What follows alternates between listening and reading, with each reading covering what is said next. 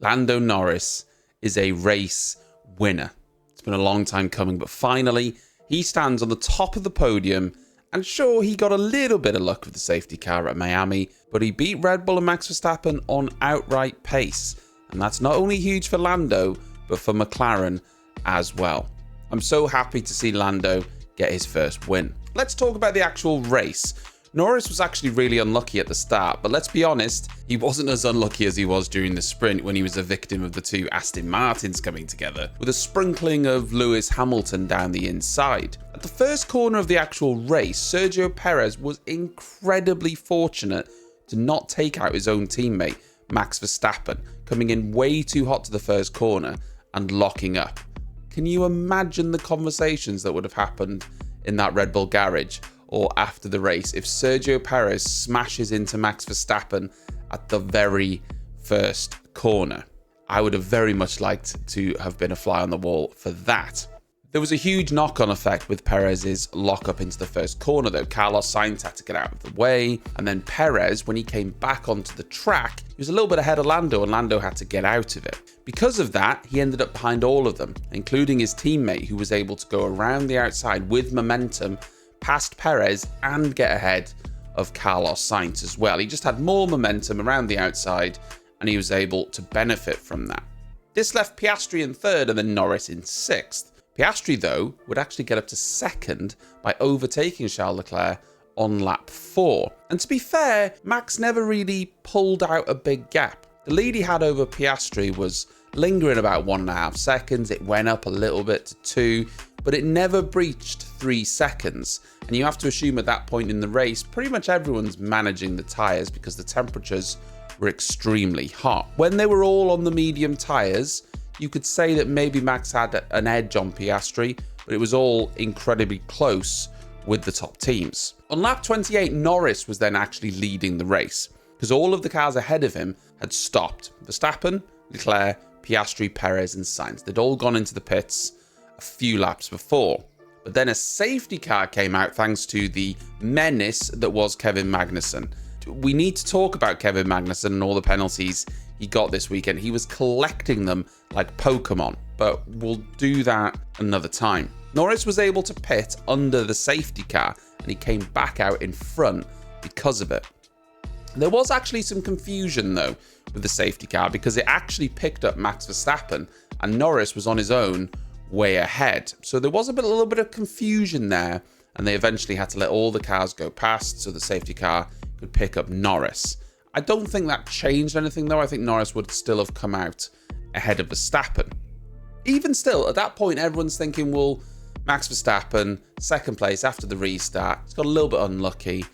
It's Verstappen. He's just going to breeze past Lando Norris like we've seen so many times with Max Verstappen on restarts and, in that Red Bull being in second place. But it didn't happen. Not only did Max not breeze past Norris, he was actually practically alongside him at the penultimate corner of the restart. But after Norris weathered the storm for a few laps and dealt with that early pressure, he started to pull away. And by the time he crossed the line at the end of the race, he was almost 8 seconds ahead of Verstappen. He was just getting a few tenths every lap. Previous to this, and when Verstappen stopped for the hard tyres, he did complain that he was struggling. He said that he was struggling to turn the car and they just had no grip in general. So the Red Bulls were struggling in that second phase of the race. Perez was down in 5th at this point, but when the safety car came out, he had the opportunity to pit for a second time and change from the hard tyres onto the mediums. Ultimately, he wasn't able to move forward though, and ended up under pressure from Hamilton, also on the mediums, for the rest of the race. Hamilton didn't have the speed to actually get past him down the straight, with the traction of that Red Bull still being too strong, but Perez didn't really move forward at all. For whatever reason, the Red Bulls they lacked outright pace in the second part of that race on the hard and the medium tyres. But Lando, he was putting in a shift. Sure, there was a little bit of luck with the safety car, but even before the safety car came out, Norris was closing the gap to Perez and working his way forward. Once the initial part of the race had sort of finished, if you like, Norris was then working his tyres and he was putting up some really good lap times. It would have been hard though to get past all of those cars without a safety car. sometimes you need a bit of luck. Some of you will remember Russia 2021 when Lando Norris was actually on for his very first win when disaster struck with the weather. The rain came and he opted to stay out rather than pitting for inters like all of the other cars behind him, including the chasing Hamilton. This turned out to be the wrong decision, and he struggled around on slick tyres, going off the track numerous times, and eventually he finished in P7. After the race though, Max was very gracious in defeat, but Red Bull supposedly found damage on Verstappen's car from an earlier incident he had, and it was an error that you don't normally see Max Verstappen making. At the end of lap 22, Max missed the chicane and actually hit the bollard that indicates where that curb is. And at the time it seemed fine, and in fact he was told over the radio that everything was fine with the car. He did hit it pretty square on with the front wing, it snapped off and actually ended up in the middle of the track. There was a VSC needed to clear it away. Red Bull said then though after the race that there was some damage to the floor as a result of the contact with that bollard. I don't really see it myself, but these cars are very sensitive, so we can't say for sure that that wasn't the case.